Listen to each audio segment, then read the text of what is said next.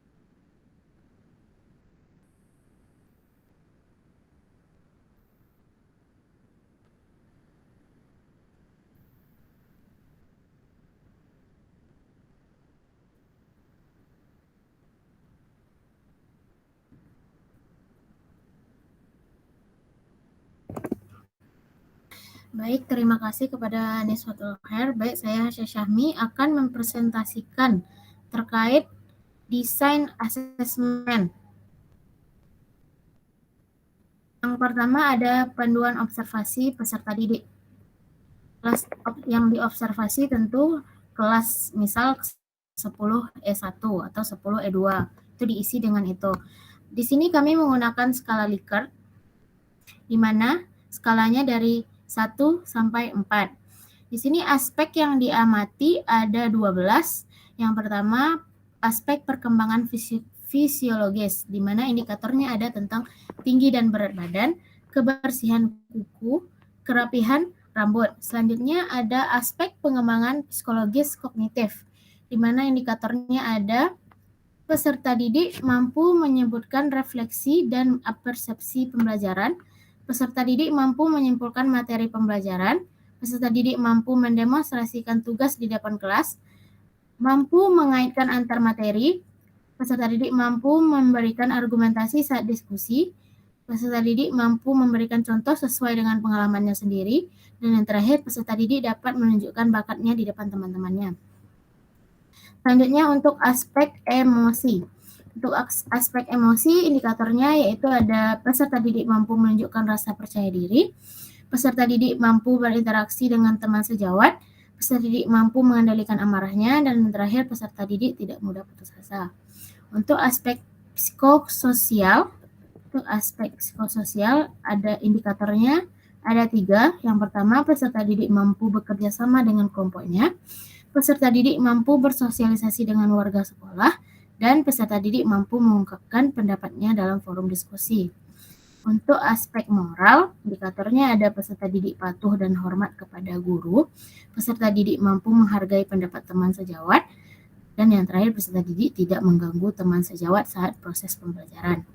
Untuk aspek motivasi belajar, di mana indikatornya ada peserta didik mampu hadir tepat waktu, peserta didik menunjukkan minat terhadap materi pembelajaran, peserta didik tidak mudah putus asa dalam mengerjakan sesuatu, antusias dalam mengikuti proses pembelajaran, peserta didik sangat senang pada pembelajaran ini sehingga ingin mengetahui lebih lanjut pokok bahasan selanjutnya, dan peserta didik bersemangat dalam mengerjakan tugas kelompok.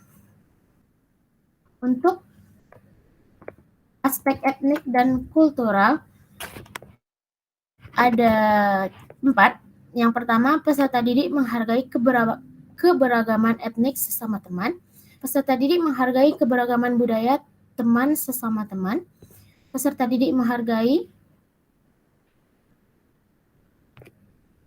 keberagaman agama sesama teman, dan peserta didik belajar tarian tradisional bersama teman. Selanjutnya untuk aspek status sosial, indikatornya ada peserta didik pergi ke sekolah diantar oleh orang tua menggunakan kendaraan pribadi, peserta didik pergi ke sekolah menggunakan kendaraan umum, peserta didik memiliki fasilitas penunjang pembelajaran. Untuk aspek minat, ada indikatornya ada peserta didik suka dengan media yang digunakan oleh guru, peserta didik merasa senang ketika guru menggunakan media pembelajaran, peserta didik bertanya kepada guru jika tidak bisa menjawab pertanyaan dari guru. Dan yang terakhir, peserta didik bersemangat mengikuti kegiatan pembelajaran di kelas. Untuk aspek selanjutnya yaitu gaya belajar, di mana indikatornya ada peserta didik mengekspresikan diri melalui komunikasi dengan sesama teman. Peserta didik dapat duduk dengan tenang untuk waktu yang lama. Peserta didik suka berdiskusi dan berbicara. Peserta didik cenderung menggunakan gaya belajar visual, audiovisual, dan kinestetik. Untuk aspek kemampuan awal, di mana indikatornya ada peserta didik mampu mengaitkan materi topik ini dengan materi prasyarat, dan peserta didik mampu menjawab soal tes diagnostik. Dan untuk aspek perkembangan motorik, indikatornya ada peserta didik melakukan praktikum dengan sistem sesuai dengan panduan petunjuk praktikum. Peserta didik menyelesaikan laporan LKPD dengan susunan yang rapi dan jelas. Peserta didik berkolaborasi dengan kerjasama antar rekan sejawat. Peserta didik saling tolong-menolong dalam mengerjakan LKPD. Dan yang terakhir, peserta didik disiplin waktu dalam melakukan praktikum. Nah, di sini kesimpulan dari semua aspek yang ditunjukkan.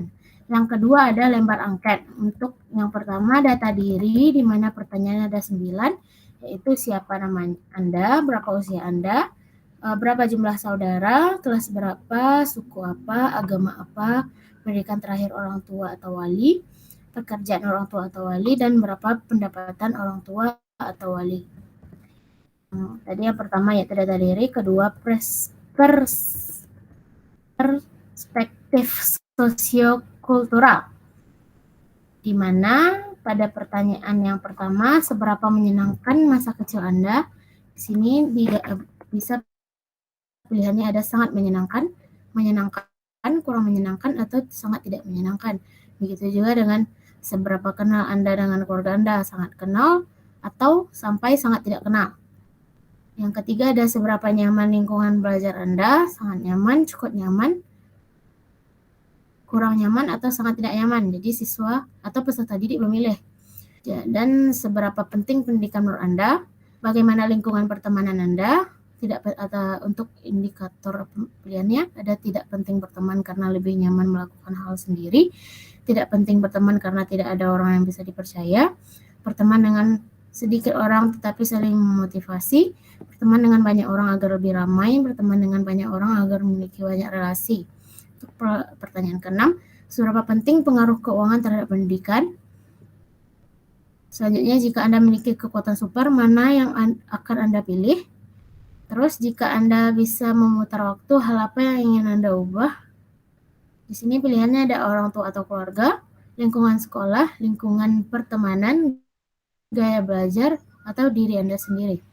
Yang ketiga ada website, di mana pertanyaannya ada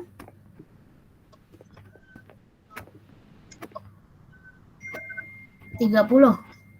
Untuk pertanyaan pertama, ketika saya mengoperasikan peralatan baru, saya biasanya, sini dapat dilihat, yang pertama pilihannya itu membaca petunjuknya terlebih dahulu, yang kedua mendengarkan penjelasan dari seseorang yang pernah menggunakannya, yang ketiga menggunakan langsung, saya bisa belajar ketika menggunakannya.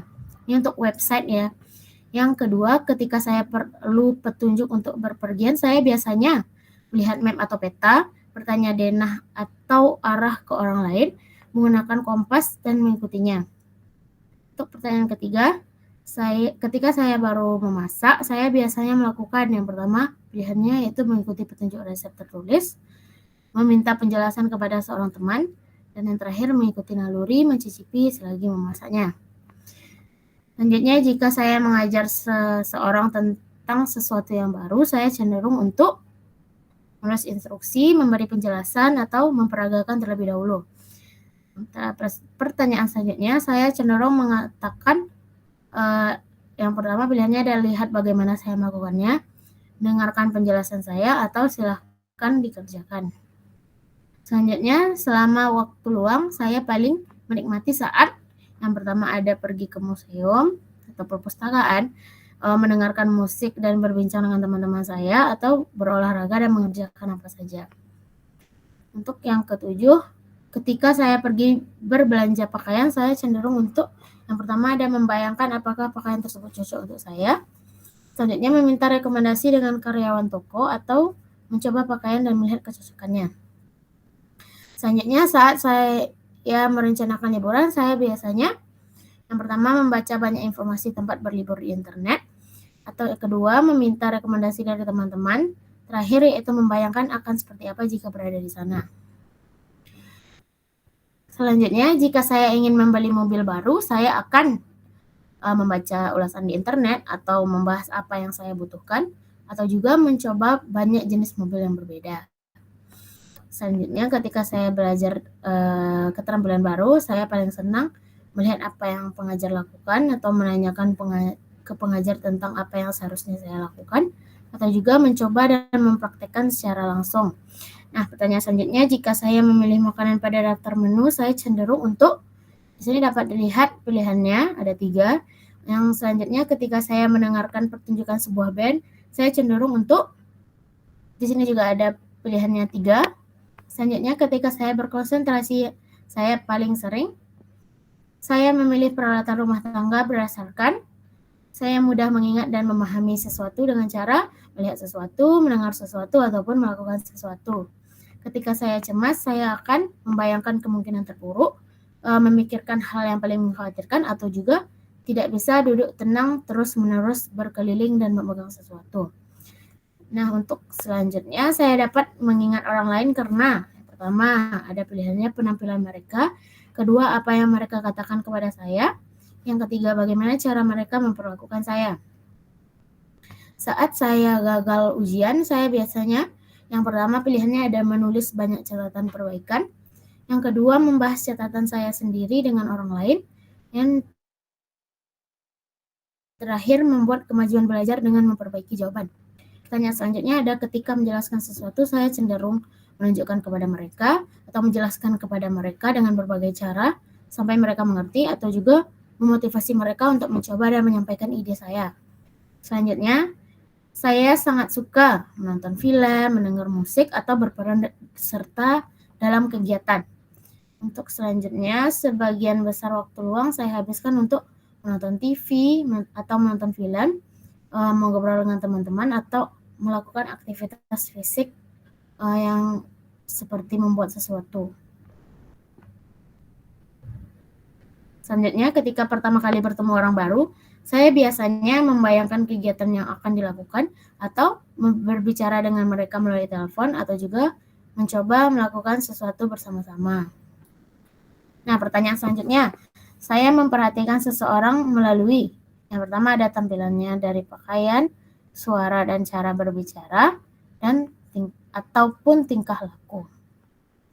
Jika saya marah, saya cenderung untuk terus mengingat atau menyampaikan ke orang-orang sekitar tentang perasaan saya, atau juga menunjukkan kemarahan saya. Nah, dari sini siswa dapat memilih jika dia marah, dia cenderung apa. Yang kelima, saya merasa lebih mudah untuk mengingat yang pertama wajah, nama, atau hal-hal yang telah saya lakukan. Selanjutnya, saya dapat mengetahui seseorang melakukan kebohongan jika pilihan pertama yaitu mereka menghindari kontak mata, atau perubahan suara mereka, atau juga mereka menunjukkan perilaku yang aneh. Selanjutnya, ketika saya bertemu dengan teman lama, maka hal yang pertama dilakukan, pilihannya ada saya berkata, senang bertemu denganmu, atau senang mendengar kabar tentangmu, atau mereka pelukan atau jabat tangan. Selanjutnya, saya mudah mengingat sesuatu dengan cara menulis catatan atau mengungkapkan, atau juga melakukan dan mempraktikkan secara langsung. Nah, yang pertanyaan nomor 29, jika saya mengeluh tentang barang rusak yang sudah dibeli, saya akan memilih untuk pilihannya ada 3, yaitu menulis surat pengaduan, menyampaikan keluhan melalui telepon, ataupun juga mengembalikannya ke toko untuk mengirimnya ke kantor pusat.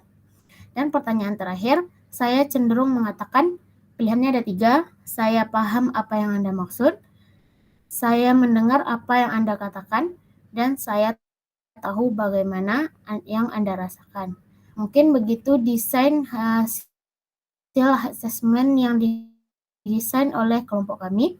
Selanjutnya saya akan kembalikan ke moderator.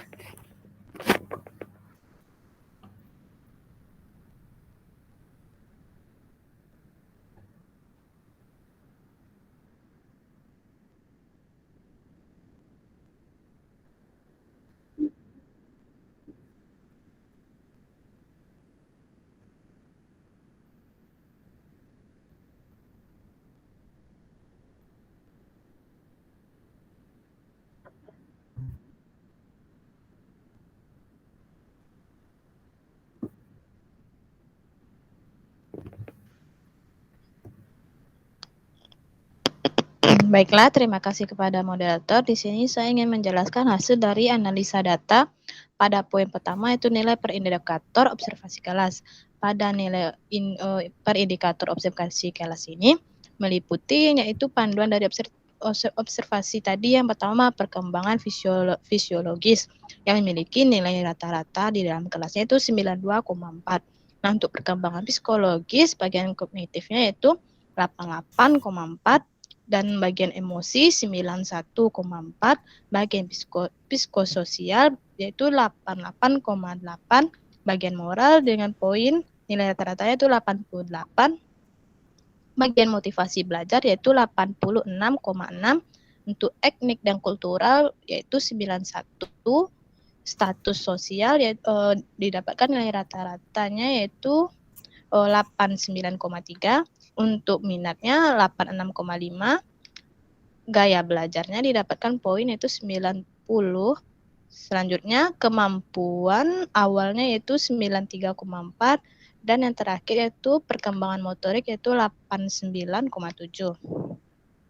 Nah, untuk pada bagian persiswanya yaitu dimaksud disebutkan bagian-bagian siswanya. Pertama itu Abdul Rofi dan seterusnya. Nah, bagian persiswa tersebut rata-rata memiliki poin yaitu sekitar memiliki nilai rata-rata 80 hingga 90-an untuk bagian perspektif sosio-kultural bagian peserta didik. Nah, yang rata-rata yang hanya beberapa peserta didik yang mendapati nilai sekitaran 80 hingga 90-an, atau rata-ratanya sekitar segitu, dan hanya beberapa yang mendapati nilai sebagian di bawah 70. Nah, untuk itu pada bagian perspektif sosial kultural. Nah, selanjutnya pada bagian website, pada nilai bagian-bagian website telah dipaparkan tadi oleh Hasya Sami apa saja yang ditanyakan pada peserta didik tersebut. Nah, di sana terdapat poin pertanyaan sebanyak 30, dan yang diberikan pilihan dari pertanyaan itu ada 3 pilihan. Nah, yang didapatkan dari nilai website tersebut, nilai pertanyaan pertama itu ketika saya mengoperasikan peralatan baru saya biasanya. Nah, rata-rata peserta didik memilih pada poin ketiga yang didapati 17 peserta didik. Nah, selanjutnya pada poin kedua yaitu ketika saya perlu petunjuk untuk bepergian, saya biasanya didapati peserta didik menjawab sebanyak 16 pada bagian ketiga. Yang ketiga yaitu ketika saya baru memasak, saya biasanya melakukan dan lagi-lagi peserta didik tersebut pada poin ketiga mendapati menjawab 16 peserta didik.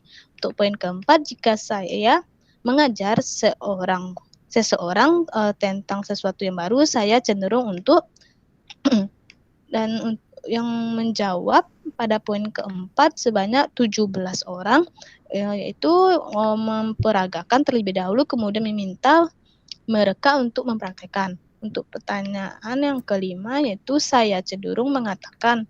Nah, di sini yang paling banyak menjawab pada pilihan kedua sebanyak 14 orang, yaitu saya cenderung mengatakan dengarkan penjelasan saya.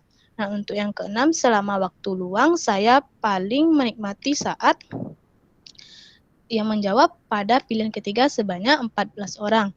Nah, saya mengisi waktu luang dengan berolahraga atau mengerjakan apa saya. Untuk yang ketujuh, ketika saya pergi berbelanja pakaian, saya cenderung untuk yang menjawab di sini 16 peserta didik pada pilihan yang ketiga, yaitu mencoba pakaian dan melihat kecocokannya. Untuk pertanyaan ke-8, saya merencanakan liburan. Saya biasanya yang menjawab di sana sekitar 12 peserta didik pada pilihan yang ketiga, yaitu membayangkan akan seperti apa jika berada di sana. Untuk yang pertanyaan ke-9, jika saya ingin membeli motor baru, saya akan yang menjawab yaitu pada pilihan yang kedua sebanyak 16 orang, yaitu membahas apa yang saya butuhkan dengan teman-teman. Untuk pertanyaan ke-10, ketika saya sedang belajar keterampilan baru, saya paling senang. Untuk pertanyaan ke-10 yang menjawab sebanyak 20 peserta didik, pilihan yang kedua yaitu menanyakan ke pengajar tentang apa yang seharusnya saya lakukan. Untuk yang pertanyaan ke-11, jika saya memilih makanan pada daftar menu, saya cenderung untuk yang menjawab pada pilihan kedua sebanyak 14 peserta didik, yaitu menanyakan rekomendasi pada menu tersebut. Yang selanjutnya, pertanyaan ke-12 itu ketika saya mendengarkan petunjuk sebuah band, ketika saya mendengarkan pertunjukan sebuah band, saya cenderung untuk yang menjawab pilihan tersebut pada poin ketiga, yaitu sebanyak 17 peserta didik, yaitu terbawa dalam suasana dan musik. Untuk yang ke-13, ketika saya berkonsentrasi, saya paling sering yang menjawab sekitar 14 peserta didik pada poin ketiga, yaitu banyak bergerak, bermain dengan pena atau pensil, atau menyentuh sesuatu. Selanjutnya, pertanyaan ke-14, saya memilih peralatan rumah tangga berdasarkan yang paling banyak menjawab pada poin pilihan ketiga sebanyak 16 peserta didik. Selanjutnya, pada pertanyaan ke-15, yaitu saya mudah mengingat dan memahami sesuatu dengan cara. Yang paling banyak juga 16 peserta didik pada pilihan yang ketiga. Selanjutnya, pertanyaan yang ke-16, ketika saya cemas, saya akan yang menjawab di sini peserta yang menjawab di sini pilihan kedua yang berjumlahkan peserta didik 16 orang, yaitu saya memikirkan hal yang paling mengkhawatirkan. Yang pertanyaan ke-17 yaitu saya dapat mengingat orang lain, karena yang menjawab di sini seimbang, yaitu pada pilihan kedua dan ketiga sama-sama 12 peserta didik. Selanjutnya, pertanyaan ke-18, saat saya gagal ujian, saya biasanya hal ini menjawab pada pilihan ketiga sebanyak 15 orang, yaitu membuat kemajuan belajar dengan memperbaiki jawaban. Untuk pertanyaan ke-19, ketika menjelaskan sesuatu, saya cenderung pada poin 19 yang banyak menjawab pada poin ketiga, sekitar 14 peserta didik. Pada poin pertanyaan ke-20, saya sangat suka. Hal ini menjawab pada poin ketiga sebanyak 16 peserta didik. Pada poin ke-20 tersebut yang dipaparkan itu berperan serta dalam kegiatan olahraga, menikmati makanan yang disajikan, atau menari. Untuk pertanyaan ke-21, sebagian besar waktu luang saya habiskan untuk sebagian besar yang menjawab pada poin pertanyaan yang pernyataan yang pertama, yaitu sekitar 18 peserta didik, yaitu menonton televisi atau menonton film. Untuk pertanyaan yang ke-22, ketika pertama kali bertemu orang baru, saya biasanya yang menjawab yaitu sekitar 15 orang pada poin ketiga, yaitu mencoba melakukan sesuatu bersama-sama, misalnya suatu kegiatan makan bersama.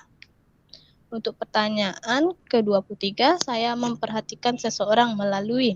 Hal ini menjawab pada paling banyak pada poin kedua, sekitar 15 peserta didik.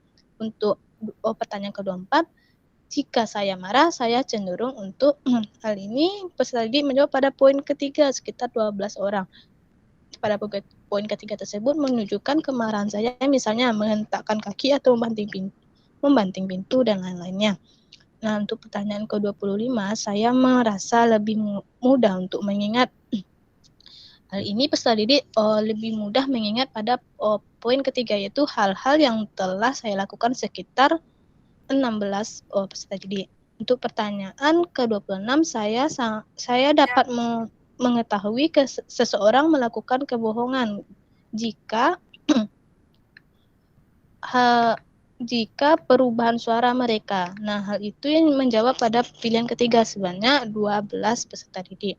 Untuk pertanyaan ke-27, ketika saya bertemu dengan teman lama, yang pada poin tersebut yang menjawab pada pilihan ketiga sebanyak 13 peserta didik. Untuk pertanyaan 28, saya mudah mengingat sesuatu dengan cara. Hal ini dijawab oleh peserta didik pada pilihan kedua sebanyak 19 peserta didik. Yang untuk pertanyaan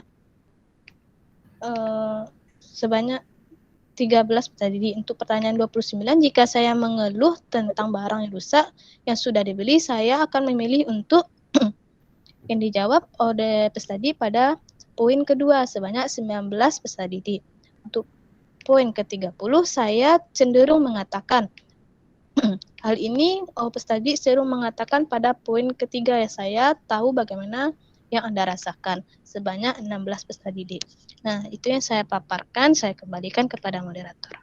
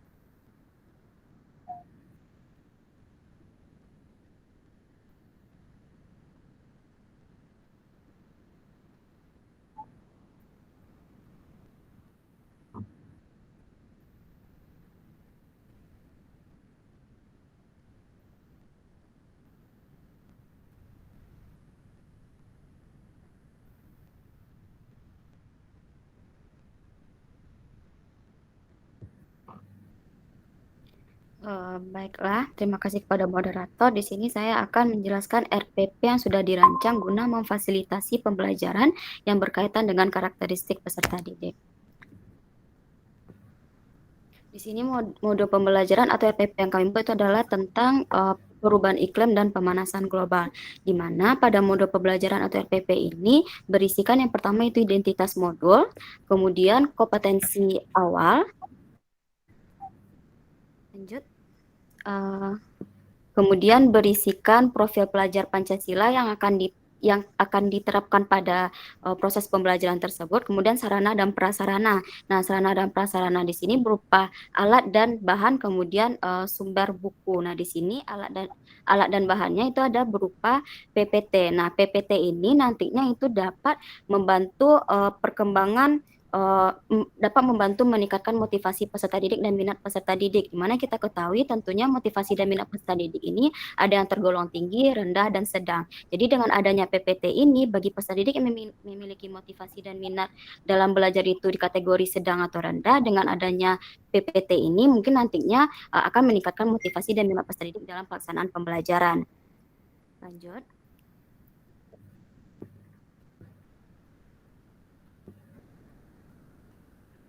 Terus Asa.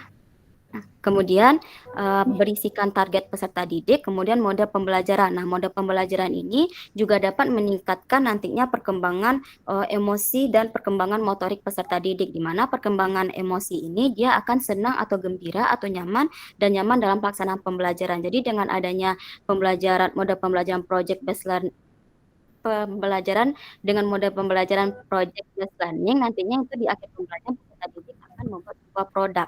Jadi nantinya akan meningkatkan motivasi dan minat peserta didik, kemudian juga dapat meningkatkan perkembangan emosi dan motorik dari peserta didik tersebut. Kemudian di modul tersebut juga berisikan apa tujuan pembelajaran. Kemudian berisikan asesmen. Nah, jenis asesmen di sini ada 3, ada asesmen diagnostik, formatif, dan sumatif. Nah, asesmen diagnostik ini digunakan untuk menentukan bagaimana gaya belajar dari peserta didik, kemudian menentukan kemampuan awal dari peserta didik. Nah, dari kemampuan awal ini dijadikan dasar untuk menetapkan materi pembelajaran. Lanjut Asya. Terus. Nah, kemudian ada juga berisikan pemahaman bermakna. Nah, dari pemahaman bermakna ini juga membantu meningkatkan motivasi peserta didik, karena dari pemahaman bermakna ini apa yang akan dipelajari oleh peserta didik. Jadi, dengan memberikan pemahaman bermakna, dengan adanya pemahaman bermakna ini, nantinya guru menginformasikan kepada peserta didik bagaimana pentingnya dan manfaat dari pembelajaran pada topik ini. Jadi peserta didik itu akan termotivasi dan lebih minat dalam proses pembelajaran. Kemudian juga adanya pertanyaan pemantik.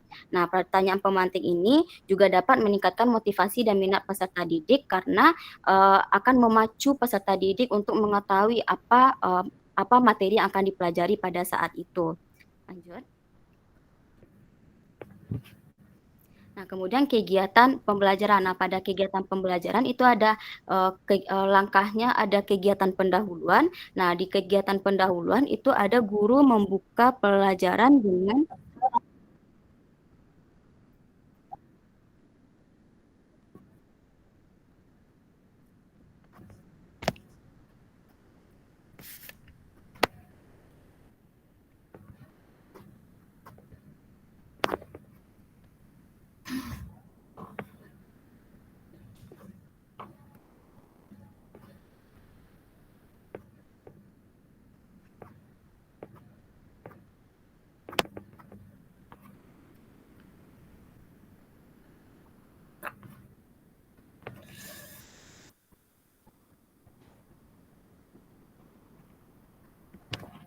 Nah, pada pertemuan keempat itu ada langkah pembelajarannya. Yang pertama itu ada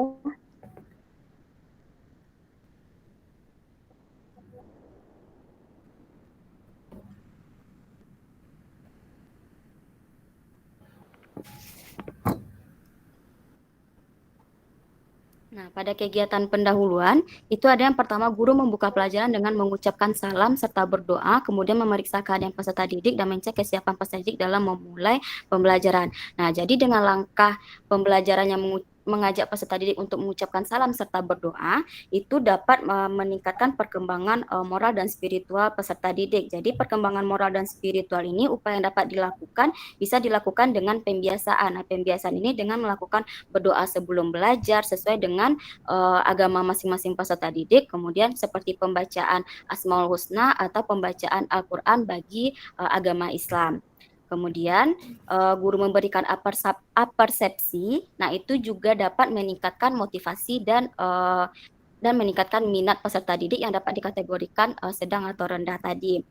Kemudian pada langkah atau kegiatan inti, nah itu di kegiatan inti ada mengorganisasikan peserta didik ke dalam kelompok-kelompok untuk mendiskusikan LKPD yang telah diberikan. Nah, dengan diskusi ini nantinya itu dapat meningkatkan perkembangan sosial peserta didik, yaitu kemampuan untuk berinteraksi dengan lingkungannya atau teman-teman atau masyarakat. Nah, dengan melakukan diskusi kelompok ini tentunya dapat mengembangkan sikap kerjasama dan saling menghargai dari peserta didik. Kemudian dalam pembelajaran itu guru juga menampilkan seperti video-video fenomena pemanasan global dan juga memberikan pertanyaan-pertanyaan yang berkaitan dengan fenomena pemanasan global. Nah, ini juga dapat menjadi motivasi atau minat dari peserta didik. Kemudian adanya video ini itu juga untuk membantu peserta didik dengan gaya belajar yang berbeda-beda tadi, seperti ada yang visual, audio, ada visual, kemudian audio dan juga ada kinestetik. Kemudian dalam pembelajaran itu guru menerapkan pembelajaran yang berdiferensiasi dengan memberikan video tadi bagi untuk peserta didik dengan gaya belajarnya audio. Kemudian LKPD untuk peserta didik yang atau buku pembelajaran atau bahan ajar itu bagi peserta didik dengan gaya belajar visual. Kemudian di akhir pembelajaran itu kan dia mendesain sebuah proyek. Nah, itu juga bisa diterapkan bagi peserta didik untuk mengembangkan pembelajaran peserta didik dengan gaya belajar yang kinestetik. Di akhir pembelajaran itu karena mode pembelajarannya adalah project based learning, itu peserta didik membuat project. Jadi project ini disesuaikan dengan gaya belajar peserta didik. Jadi peserta didik ini dapat membuat projectnya sesuai dengan gaya belajar dan berkaitan dengan kelompoknya masing-masing. Jadi dengan project ini peserta didik itu dapat menerapkan pembelajarannya sesuai dengan gaya belajarnya masing-masing. Kemudian pada modul juga ada diberikan refleksi peserta didik dan pendidik yang digunakan untuk pendidik dalam modul pembelajaran selanjutnya. Kemudian juga ada berisi LKPD dan pengayaan dan remedial. Kemudian juga berisikan bahan bacaan bagi pendidik dan peserta didik.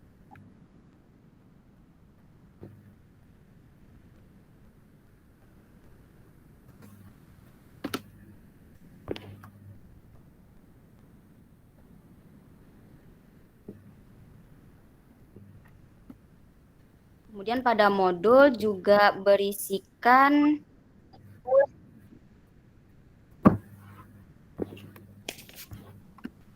yang bagian akhir, Bang.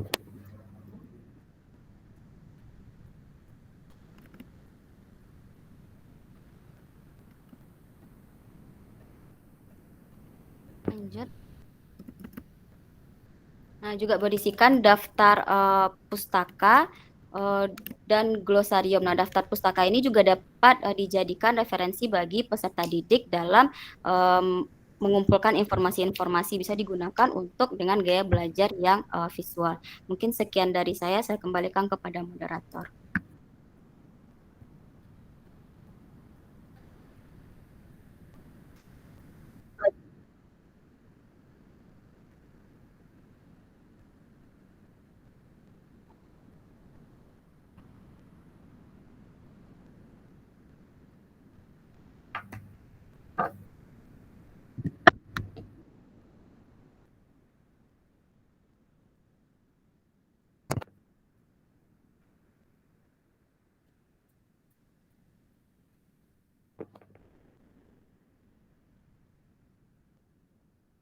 Kelihatan, Kak?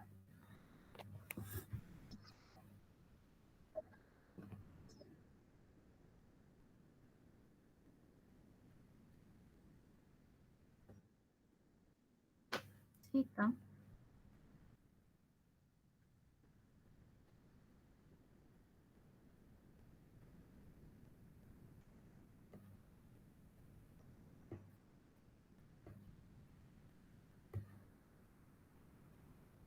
Udah.